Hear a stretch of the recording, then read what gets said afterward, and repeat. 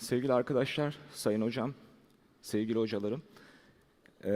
Bugün benim için gerçekten çok özel bir gün. Çünkü fitoterapiye hayatını adamış bir hekim olarak şu anda böyle bir kalabalıkla karşı karşıya olmaktan dolayı müthiş derecede mutluyum. Dün sabah kongreye kayıt yaptırmaya geldim, kayıt yaptıramadım. O kadar kalabalıktı ki, o kadar kuyruk uzundu ki kayıt yaptıramadım. Bu kadar büyük bir coşkuyla ve bu kadar büyük bir heyecanla burada bulunduğunuz için hepinize teşekkür ediyorum. Fitoterapinin geleceği de, bu ülkenin sağlığının geleceği de sizlersiniz. Ellerinize sağlık. Ben bugün size diyabet tedavisinde fitoterapi ile ilgili bir sunum hazırladım. Bunu sunmaya gayret göstereceğim. Hocam az önce anlattı. Fitoterapi ve akupunktur üzerine eğitimlerim var. Bahçeşehir Üniversitesi'nde de fitoterapi eğitim koordinatörü olarak görev yapmaktayım. Diyabet benim en çok önem verdiğim hastalık, meslek hayatımda en çok tecrübem olan hastalık. Ve fitoterapi ile ilgilenmeye başladığımda da sevgili hocam Erdem Yeşil'a da bize diyabetle ilgili alfa totunun diyabeti tedavi ettiğini, işte sıçanlarda geri dönüşsüz olarak pankreası düzelttiğini anlattığında çok heyecanlanmıştım. Zaman içinde de kısmet oldu. Diyabetle ilgili ben de çok çalıştım. Bununla ilgili bir de bir kitap yayınlamak nasip oldu bana. Diyabet tedavisi bizim için çok önemli. Çünkü diyabet fitoterapi tedavisine çok iyi cevap veren bir hastalık. Ve diyabet bütün dünyada çok ciddi artış gösteren bir hastalık. Görüyorsunuz 2000'li yıllardan itibaren diyabette bir yükseliş var ve sayı olarak baktığınızda 150 milyon civarında olan diyabetli hasta sayısı 2017 yılında 425 milyonu geçti. Yani inanılmaz büyük bir artış var. Dünya Sağlık Örgütü artık diyabetle ilgili bir salgın hastalık tanımlaması, enfeksiyon değil ama bir salgın hastalık tanımlaması yapıyor. Diyabet bizim ülkemiz için de aynı derecede ilerleyen bir hastalık. Üstelik diyabet hepinizin bildiği gibi sadece bir kan şekeri yüksekliği değil, aynı zamanda tüm sistemi tutan, hastada nöropatilere bağlı ayak yaraları ve ayak kesilmelerine yol açan, diyalize kadar giden böbrek yetmezliklerine yol açan ve en önemlisi de kalp damar hastalıklarına yol açan, yani dünyanın en önemli ölüm sebebine yol açan bir hastalık. Diyabetle ilgili bugün baktığımızda Amerika Birleşik Devletleri'nde 1980'den itibaren artışın 4 katı olduğunu göreceksiniz. Aynı durum bizim için de geçerli. Ülkemizde TURDEP 1 ve TURDEP 2 arasında geçen 12 sene içinde diyabet oranları 2'ye katlandı. 1998'de %7.2 olan diyabet insidansı 2010 yılında %13.7'ye çıktı. Ama daha da vahim olanı prediyabet. Prediyabet 12 senelik sürede tam 4 kat arttı. Bu dehşet verici bir oran. Bu oranlar daha da yükseldi. 2010'daki TURDEP'e baktığınızda 47 milyon erişkinin 20 milyonunun diyabet ve prediyabet olduğunu görüyorsunuz. Bu diyabetlilerin bilinen oranı %50. Yani hastaların %50'si diyabet olduğunu bilmiyor. Prediyabette bu oran daha da yükseliyor. Hastaların neredeyse %80-90'ına teşhis konulmamış durumda. Aynı yıl baktığınızda ülkemizde 47 milyon erişkinin 32 milyonunun obez ve fazla kilolu olduğunu göreceksiniz. Yani bizim ülkemizde de dünyada olduğu gibi diyabette bir artış var. Fakat asıl dikkat çekici olan bizim ülkemizdeki artışın çok daha vahim boyutlara ulaşması. Bu grafikte Dünya Diyabet Atlası'ndan alınmıştır, IDF'den alınmıştır. Avrupa ülkelerindeki diyabet insidansını görüyorsunuz.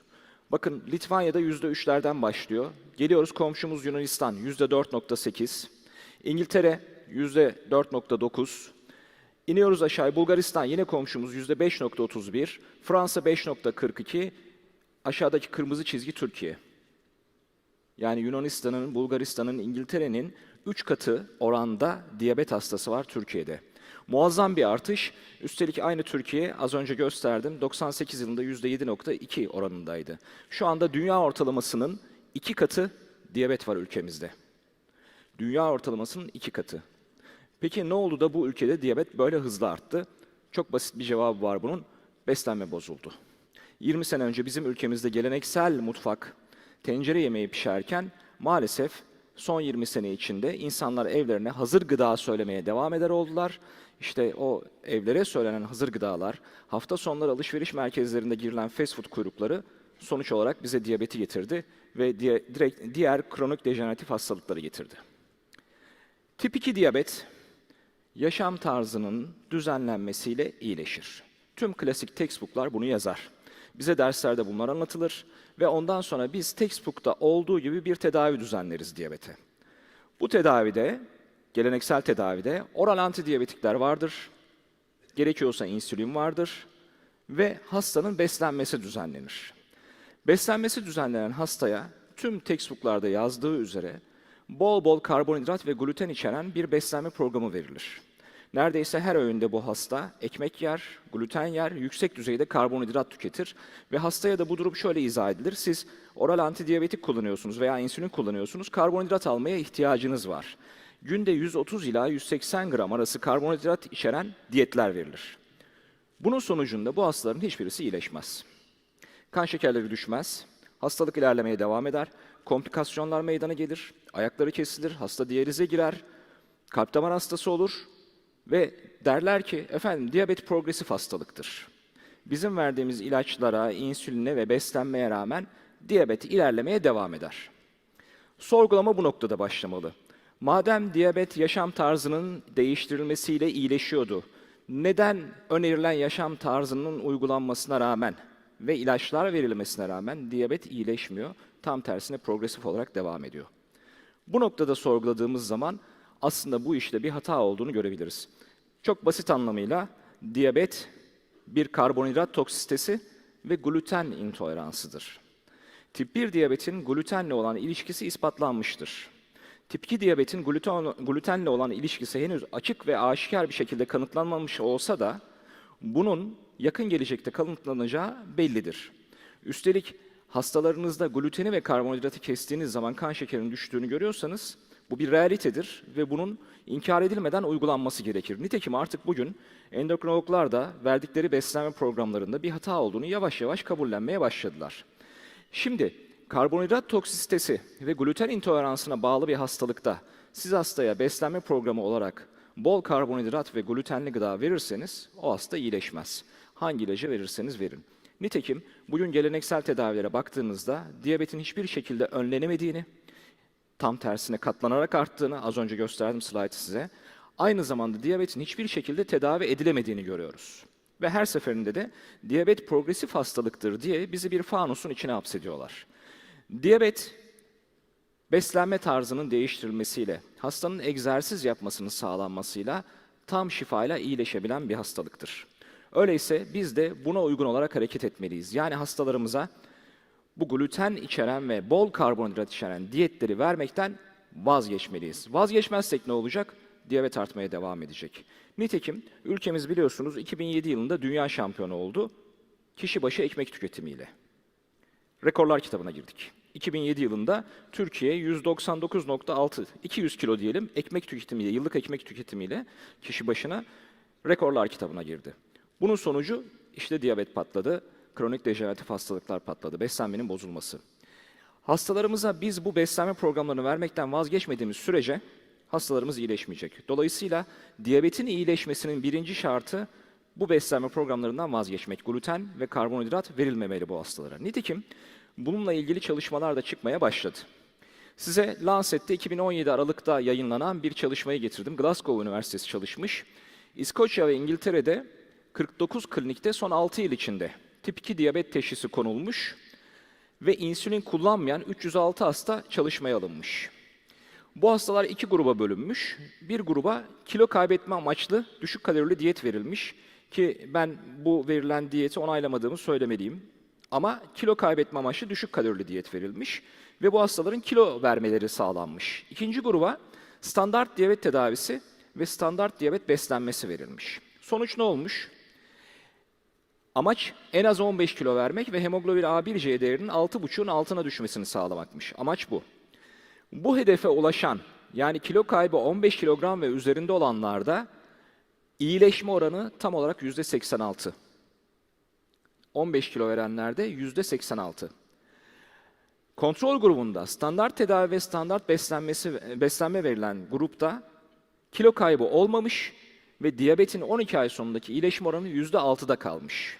Glasgow Üniversitesi'nin çalışması, kilo kaybeden hastalar hemoglobin A1C değeri olarak bakıldığında %86 oranında iyileşmiş, 15 kilo ve üzerinde verenler. Ama geleneksel tedavi ve geleneksel beslenmeyle iyileşenlerin oranı, yani 12 ayın sonunda hemoglobin A1C değeri, ki bu arada ilaç almaya devam ediyor bunlar, ilaca rağmen hemoglobin A1C değeri 6,5'un altında olanlar %6'da kalmış. Burada araştırmacılar diyorlar ki tip 2 diyabette tam şifanın elde edilmesi pratik bir hedeftir. Bu işte bu kadar da zorlanacak bir şey yok. Gelelim diğer çalışmaya. Bu çalışma henüz yayınlanmadı. 2018 yılı içinde yayınlanacak. Ara raporu açıklandı. Bu Indiana Üniversitesi'nden Sarah Holberg'in, Profesör Holberg'in bir çalışması. Bu çalışmanın iddiası tip 2 diyabet yüksek yağ ve düşük karbonhidrat diyetiyle sadece 10 haftada geriye döndürülebiliyor. Sadece 10 haftada. Araştırmacılar 238 tane tip 2 diyabet hastası almışlar ve bunlara basit karbonhidratları tamamen yasaklamışlar. Bol bol da yağ tüketmelerini sağlamışlar. Yani bugün diyabet hastalarına verilen programın tam tersini vermişler. Ve sadece 10 haftada hastalığın tamamen geri çevrildiği ve katılımcıların kan şekerlerinin normale geldiği, diyabet ilaçlarını azalttıkları ve bıraktıkları gözlenmiş. Hatta bu araştırmaya katılan insülin kullanan tip 2 diyabet hastalarının %89'u 10 hafta içinde aldıkları insülin dozunu ya azaltmışlar ya da tamamen bırakmışlar. İnsülin kullanan hastaların %89'u. Burada kabul etmemiz gereken bir şey var. Diyabet hastalığının tedavisinde artık tüm dünya yeni bir metot izlemeli, yeni bir yaklaşım benimsemeli. Siz hastalarınıza eğer bu karbonhidrat içeren, gluten içeren gıdaları vermeye devam ederseniz, hastalarınız siz fitoterapi de uygulasanız, kimyasal ilaçlar da verseniz diyabet iyileşmiyor. Hastalarımızın önce beslenmesini düzenlememiz lazım ve kitaplarımdan da biliyorsunuz, okuyanlar da biliyor, katılanlar da biliyor. Fitoterapi denilince benim aklıma gelen ilk şey beslenmedir. Çünkü fitoterapi ve fitoterapistler beslenmeyi en iyi anlayacak kişilerdir. Bizim fitoterapide kullandığımız tüm sekonder metabolitler aslında gıda olarak da aldığımız sekonder metabolitler. Dolayısıyla beslenmenin ne demek olduğunu, fonksiyonel beslenmeyi en iyi anlayacak olan fitoterapi uzmanlarıdır. Diyabet bir karbonhidrat toksisitesi, insülin direnci ise bir karbonhidrat intoleransıdır. Üstelik biz bunları bugün söylüyoruz ama bundan 100 yıl önce Edison da söylemiş. Edison demiş ki 100 yıl önce gelecekte doktorlar ilaç vermek yerine hastalarının beslenmesi ve hastalıklarının önlenmesiyle ilgilenecekler. Aslında hep konuştuğumuz bu değil mi? Koruyucu hekimlik, önlemek ve beslenme. Koruyucu hekimlik sadece çocuklarımızı aşılamak değil ama asıl önemlisi herkesin beslenmesini düzenlemek. Peki iyi de niye o zaman bu geleneksel tedavilere devam ediliyor? Israrla bunlar uygulanıyor. Size çok çarpıcı bir çalışma, çok uzun tutmayacağım. 3792 tane çalışma incelenmiş. Ocak 93, Aralık 2013 arasında 20 yıl boyunca diyabet ilaçlarının etkinliğini inceleyen, 20 yıl boyunca diyabet ilaçlarının etkinliğini inceleyen 3792 çalışma. Çıkar ilişkisine bakmışlar. BMJ'de 2015 yılında yayınlanan çalışma. Tüm çalışmaların %94'ü diyabet ilacı üreten firmalar tarafından finanse edilmiş. Diyabet ilaçlarının etkinliğine bakıyorsunuz ve çalışmaların %94'ü diyabet ilacı üreten firmalar tarafından finanse edilmiş. Çalışmaların sadece %6'sı bağımsız çalışma. Ne kadar bağımsız bir bilimsel yayın dünyası bu, sizin takdirlerinize bırakıyorum.